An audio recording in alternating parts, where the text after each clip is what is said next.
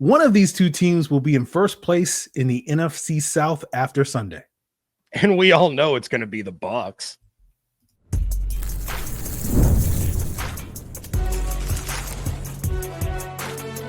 You are Locked On NFL Crossover, part of the Locked On Podcast Network. Your team every day.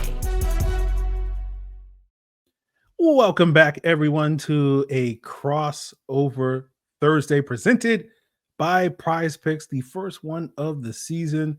It is Crossover Thursday here on Locked On Falcons and Locked On Bucs. And Crossover Thursday is presented by Prize Picks. Download the Prize Picks app today and use code LOCKEDONNFL to get $50 off, $50 in lineups after you play your first $5 lineup. Now, of course, Crossover Thursday presented by Prize Picks here on Locked On Falcons. I am the very humble host, Aaron Freeman, joined by my illustrious guest, the host of Locked On Bucs, James Yarcho. And we, of course, appreciate each and every one of you that is an everydayer of our two very, very illustrious podcasts. And all you got to do to become an everydayer is subscribe or follow for free on YouTube or wherever you listen to podcasts to get the latest episode as soon as it is available. Now, today on this Crossover Thursday, the very first of many this upcoming season, we'll be talking about game-changing players, matchups to watch, keys to victory. That's all in store for you. But it is a big week ahead, right? It's week one, the biggest week of the year. It's like Christmas to all the football thickos and fans, right? And we got to talk about the biggest stories for each one of these teams to start things off. And, James, because I'm such a gracious host, I'm going to let the Bucs start off with as the away team. What for you is the biggest story as this team makes their way up I-75 as they travel to ATL this week? Well, I want the biggest story to be about the rookies. Emeka Egbuka returning to where he just won a national championship in that very stadium. Benjamin Morrison, Jacob Parrish starting. But that's not the case. That's not what I'm going to talk about because we're not even to the first game of the season and the Bucs are just decimated with injuries. I know the Falcons have dealt with theirs. I'm sure we're going to talk about it in a little bit, but Chris Godwin is still working his way back from that broken ankle that he suffered against the Ravens last year. Tristan Wirfs had a very late surgery on his knee and he's not going to be available for this game. But on top of that second round rookie that I just mentioned, Benjamin Morrison, he's missed the last 4 weeks with it was originally talked about as a hamstring injury. He's listed on the injury report with a quad injury. He did return to practice in a limited fashion. I don't think he's going to play on Sunday, but then the kind of the surprise you and I were talking about before we started recording, Vita Vea all of a sudden did not participate on Wednesday with a foot injury. So you have all these injuries to legitimately key players for the Buccaneers on both sides of the ball that are already in question for week one. Yeah. And you didn't even mention guys like Jalen McMillan and Cade Otton, who are nicked up, and injuries are an issue for the Falcons, being potentially down starting wide receiver Darnell Mooney is working his way back with a shoulder injury. His status is up in the air for week one. We know a player that will not be starting for the Falcons week one, that is right tackle Caleb McGarry. He's out for the season with a leg injury. And so those are going to be challenges for the Falcons to have to overcome if particularly with Mooney's out of the lineup. But let's start this thing on a positive note, James. This is how I don't want to talk about injuries and how the Falcons have to overcome. I want to talk about Michael Penix Jr. And that's really kind of the big story for this game for the Falcons. It is the beginning of the Michael Penix era. He's now the fifth different week one starter for the Atlanta Falcons in the last 5 years. And there were high expectations for the 4 previous ones, and they failed to deliver on those expectations and guiding this team back to the playoffs, a place they have not been since the 2017 season. But James, this time, it's definitely going to be different this time. And the reasons for that optimism is because Michael Penix's big arm is going to hopefully raise the explosive ceiling for this offense. And I know Bucs fans are very familiar with the explosiveness of the Falcons offense, especially given that 500-yard performance that Kirk Cousins had to kick off our favorite month of the year, James. It's Kirktober, right? We're going to have to come up with a new name with Penix at the quarterback position. But Oh, if we could get that with Kirk Cousins, well, imagine what we could get with Michael Penix Jr. So there's a lot of reason for optimism with Michael Penix at the helm. He's obviously untested, but there's lots of potential. You got a second-year play caller in Zach Robinson, who, someone's got to come for Liam Cohen's throne as the top play caller in the NFC South. I know Bucs fans think that's going to be an in-house candidate in Josh Grizzard, but Zach Robinson, hey, the throne is vacant, so might as well, someone's got to claim the crown. So maybe he will be that guy. And the Falcons have a lot of talented weapons on the offensive side of the ball to allow Michael Penix's era to begin in a very successful way. And, I think for both of these teams, this game kind of has the potential to kind of set the tone for the rest of the season, right? That the Falcons kind of need a win just so they can show, hey, we're a legit contender in the NFC South, while the Bucs are just like, the Falcons will probably blow the lead anyway. So even if we lose this week 1 game, it'll be fine because they have been able to do that the last couple of years when the Falcons have been in first place in the NFC South midway through the season. So I feel like this game has real sort of vibes check, for the Atlanta Falcons more so than the Tampa Bay Buccaneers. Yeah, and I'm really interested to see like a really good look at Penix, because he went into, I don't want to dump on Penix because you know that I wasn't a huge fan of his coming out of the draft, but for me, it wasn't the athletic talent, it was upstairs. So has that part in being able to read NFL defenses and adapt to the speed of the game, has that changed at all? And is he going to be able to put that together with his insane arm? So I am really interested to see how he performs. Fun fact, just going to throw this out there.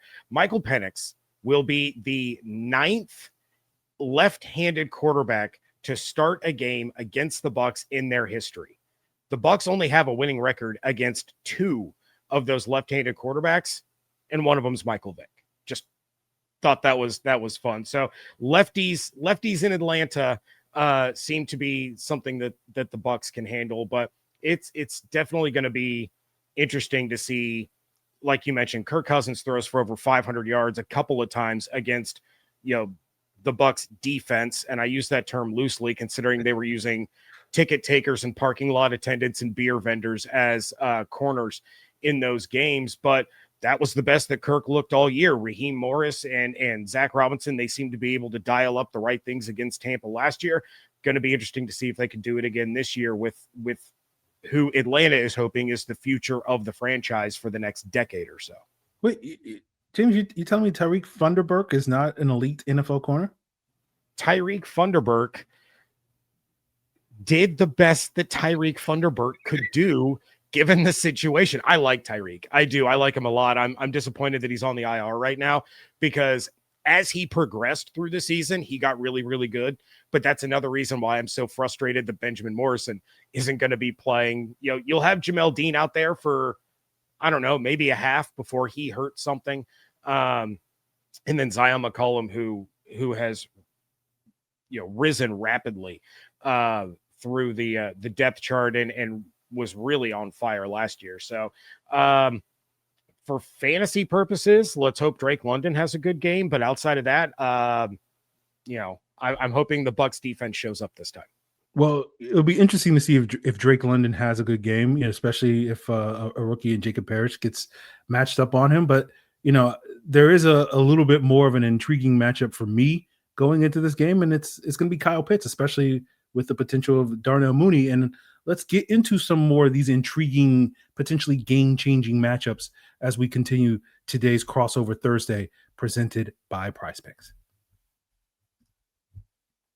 It's almost the weekend, and this year we'll be taking a long look back and crowning weekly MVPs on Who Delivered, powered by DoorDash. And these are going to be the players who deliver when it matters most, just like on DoorDash, who are going to help you win every Saturday with DoorDash Streaks, saving more every time you order. But since it's week 1, we're looking ahead. And for the Falcons, they're hoping that quarterback Michael Penix delivers in a big way in this week 1 matchup. And for the Tampa Bay Buccaneers, it's rookie wide receiver Emeka Egbuka. When the pressure is on, we hope that both of these 2 young players come through with no hesitation or delay. And we hope this marks the beginning of a long streak of successes for both of these players that will carry on for years to come in the NFC South. And just like Penix and Egbuka hope to deliver every Sunday, DoorDash is going to deliver every Saturday. With DoorDash streaks, you can save every Saturday when you order, stack it up all season, and you can save up to $250, including $100 in DoorDash credits. Order this Saturday. Keep the streak alive. Fuel your game day only with DoorDash. Terms apply. Promo period through 11/18. So, James, getting into some of these intriguing, key, game-changing matchups, all the adjectives. I mentioned Kyle Pitts going up against this Bucs defense, and I think this is a big matchup because Kyle Pitts typically plays his best ball against the Tampa Bay Buccaneers. You got to see, one of the better versions of Kyle Pitts last year in both of these matchups against the Bucs. Last year in weeks 5 and 8, week 8, I think, coincided with National Tight Ends Day. That also was a big game for K. Dotton as well in the Bucs offense. But, with concerns around Darnell Mooney, I think the expectation is going to be someone's going to have to step up and be that number 2 if Mooney is limited this week. And even if Mooney does wind up playing, I think he'll probably be on the pitch count at this rate because he basically missed all of training camp with a shoulder injury and only just recently started working back to practice. And so there's probably going to be a little bit of a ramp-up period for the Falcons rather than dropping him in the deep end. And I think given Pitts' success against this Bucs defense historically, his best games often come against the Tampa Bay Buccaneers. I think, he's going to be one of those key game-changing matchups to keep an eye on for the Falcons offense. And for you, James, when you're looking at this matchup between the Bucs defense and the Falcons offense, what sort of intrigues you? I'm looking at Haason Reddick and the Bucs edge rush against that beaten up right side of the offensive line. Look, Todd Bowles, we know that he loves to send all kinds of different looks, different blitzes, exotic schemes to try and confuse especially young quarterbacks. So Michael Penix didn't get a chance to really see Todd Bowles' defense the way it is designed to be last year because of all those injuries. So they go out, they get Haason Reddick and bring him in to elevate the pass rush. They haven't had a double-digit sack player since 2021 in Shaq Barrett. So Reddick needs to start hot, and he has to take advantage of that injured right tackle position. And it's not just going to be him. They're probably going to move Yaya Diaby over there a couple of times. You're going to see Anthony Nelson. You're going to see some of these corner blitzes. Izzian probably isn't going to play. I wouldn't think. He's dealing with an oblique injury. He's a guy that Todd Bowles loves to send on blitzes. So now look for Antoine Winfield Jr. to do that instead. Antoine, much like Kyle Pitts, has some of his best games against the Atlanta Falcons.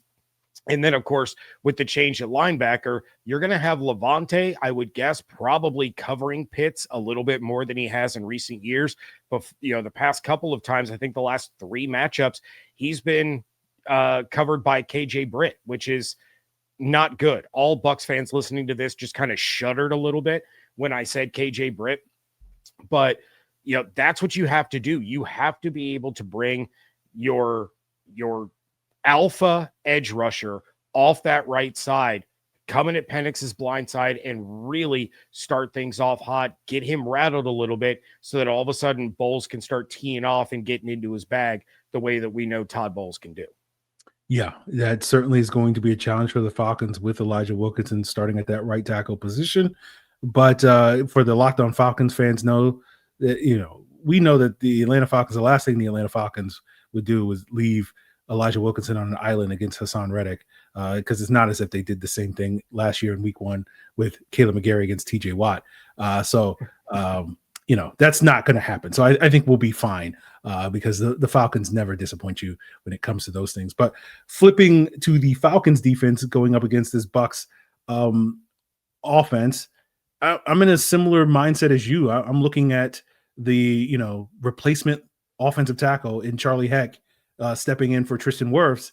And I just kind of want to see the Falcons' entire pass rush rotation. I don't think it's going to be an individual because the Falcons' plan is to constantly have a virtual conveyor belt of different pass rushers, guys rotating in pretty much every 4 snaps, and a different group of players rotating in constantly in this game. So, basically everybody can get it when it comes to Charlie Heck. And I've been watching some Charlie Heck over these last couple of days, and I haven't been that impressed, James. I don't know how you feel about Charlie Heck, and maybe he's played better this summer in the preseason than he has in the past, but I went back and watched him when he was in Houston and with San Francisco, and watched a little bit of him in the preseason. And again, maybe I'm talking out there. He just seems bad, and I feel like this is something that it's a very technical term we use. Bad at blocking, and so it just feels like this is something that the Falcons could potentially exploit, especially if they can get into some situations on third and obvious situations where they can tee off as pass rushers. Yeah, 100%. And I would categorize Charlie Heck starting as not ideal. When you're going from the best left tackle in the NFL to a journeyman backup, that's usually not a great sign. And I love what the Falcons did in the draft. I don't know if you remember, Aaron, but during our network mock draft, I took James Pierce for the Bucs with their first round pick. So adding him, adding Jalen Walker, like those are some studs. Todd Bowles had very high praise for both of those guys. He said Walker was one of his favorite prospects in the draft this year when he was speaking about them on Monday. So much like what you just talked about, I don't think they're going to leave Charlie Heck out on an island in this one. You're going to have, if Cade Otton plays, I would expect him to be in and blocking, but look for quite a few snaps from Ko Kieft. He's kind of the resident blocking tight end. I could see him lining up outside of Heck quite a bit. Might even see some of the, pony package that we saw a lot of last year with both Bucky and Rashad in the backfield.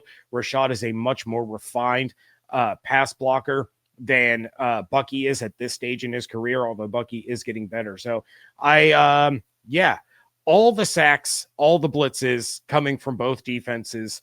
We are going to be in for like a 9-7 slobber knocker in this one, Aaron. But I want to talk about this Bucs offense against the Falcons defense. And the big matchup that I'm looking for is going to be Emeka Egbuka against Mike Hughes. I'm guessing Hughes is going to be the one that lines up on Egbuka.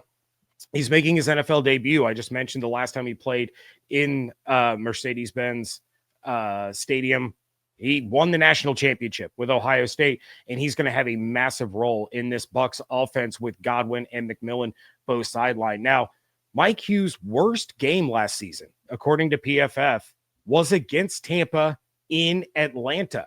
So if the Bucs can get Egbuka rolling early, it's going to start to open things up for Mike Evans on the other side, as well as Bucky in the run game, because I would assume that Raheem Morris is going to say, look, we need to make the rookie prove himself. We got to focus on Mike. He's always good against us. We got to focus on Bucky. He was the new hotness down the stretch of the NFL season at running back. So eliminate those guys. Force the rookie to beat you in his first NFL game.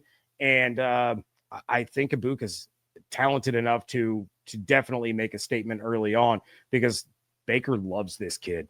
Baker loves him. He has been on numerous podcasts, numerous shows, and he always brings up Egbuka unprompted.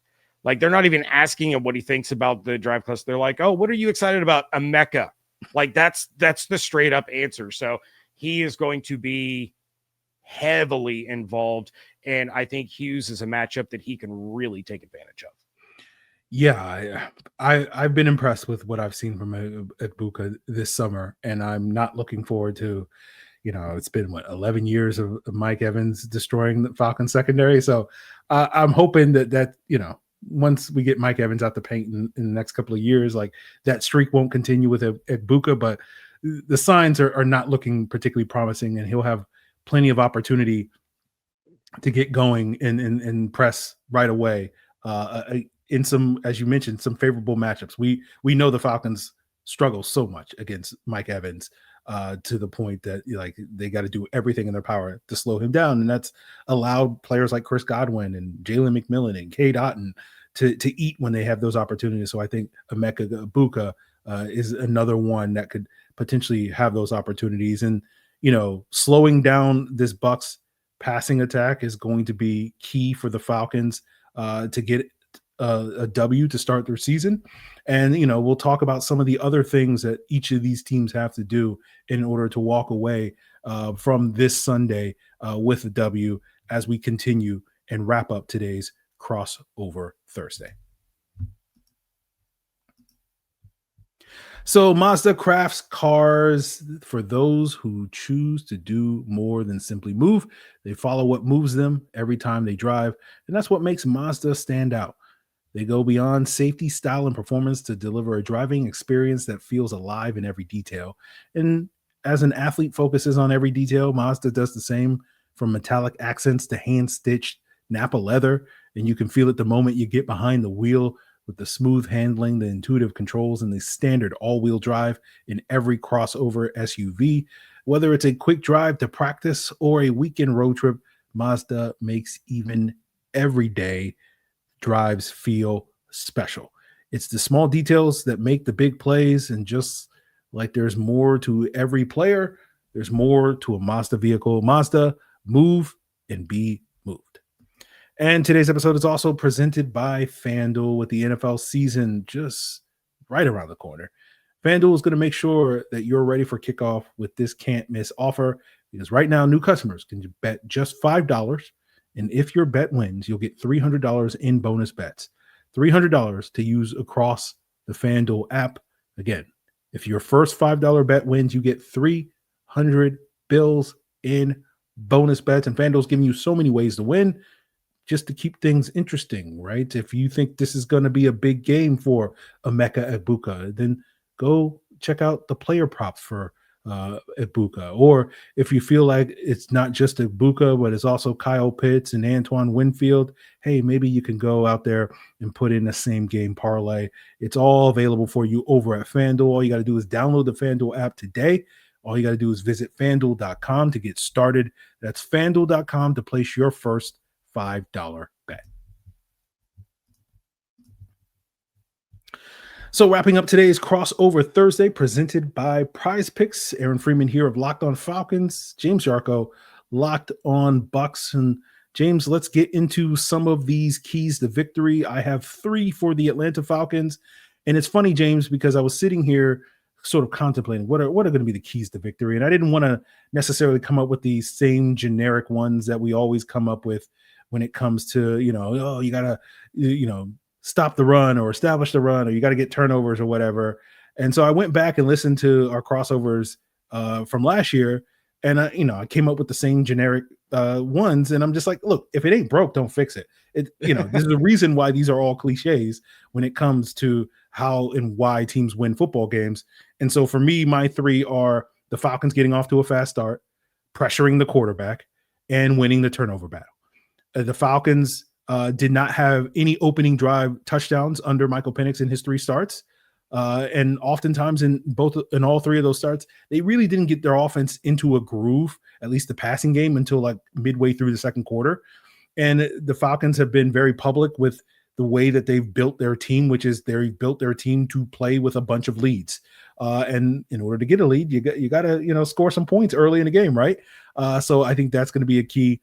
And then when you talk about building to play with leads, because the Falcons have invested heavy resources in their pass rush, and there's still concerns about their run defense heading into the season. But they think with all this young talent and all this young speed at edge rusher now, in addition to Leonard Floyd, drafting Jalen Walker, drafting James Pierce, Leonard Floyd, Arnold Ebiketie, among others, that they can get after the quarterback. And as we just recently discussed, the Bucs have some firepower, and basically, if you can prevent the best way to prevent Egbuka and Evans from creating problems is, Baker Mayfield can't complete passes if he's on his backside. So if they can get after the quarterback, that will be key. And then winning the turnover battle, you already mentioned it with Antoine Winfield's success against the Bucs, against the Falcons.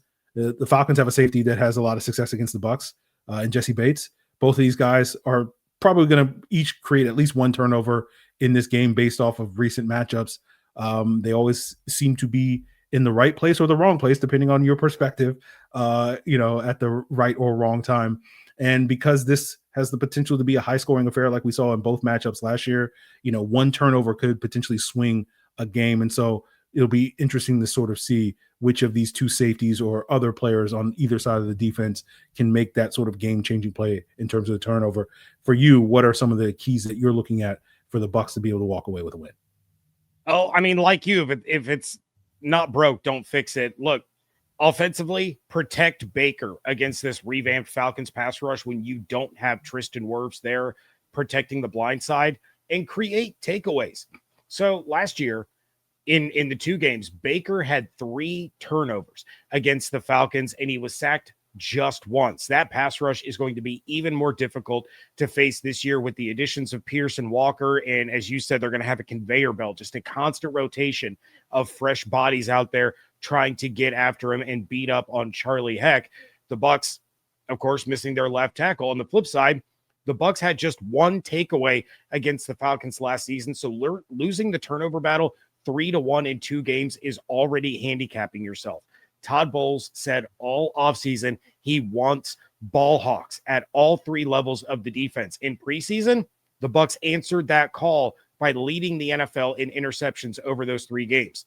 This isn't preseason anymore, so you have to figure out a way to continue that momentum and get big plays from your players, whether that's a tipped pass that somebody can get underneath, or creating a fumble, or just getting your hands on the football. If you are going to give yourselves a chance, excuse me, if you're going to give yourselves a chance to win a big road divisional game to open the season, short-handed takeaways are the reason. And I would say that I can't give an advantage to the Bucs defense because the Falcons are kind of in the same boat, but Baker Mayfield was talking to the media on Wednesday, and he said that this game is particularly tough because Zach Robinson's offense is similar to the one that Liam Cohen and Josh Grizzard have installed in Tampa.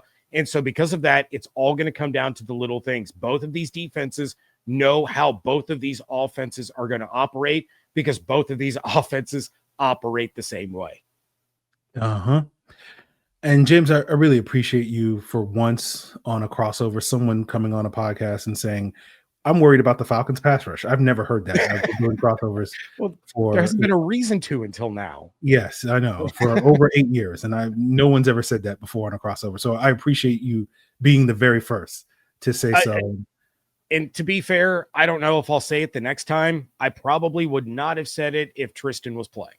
Probably. But we'll take what we can get here in Atlanta. So, talking about this game, and we've already sort of laid out sort of what each team needs to do in order to win. James, I'll give you the floor. Do you feel like the Bucs will do what it takes to walk away with a win this weekend?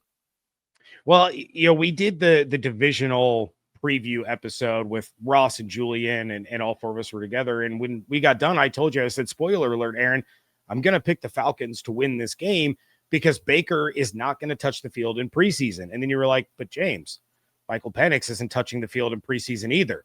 And then the right tackle issues happened. And then Darnell Mooney happened. And I'm like, all right, Bucs are going to win this game. They're going to go out on the road without Godwin, without McMillan, without Wirfs. They're going to win this game. I think I'll throw it out there. I think this ends up being the best game of the week. These teams know each other so well. They're evenly matched. I think this has the opportunity to be the most entertaining game that we get in week 1.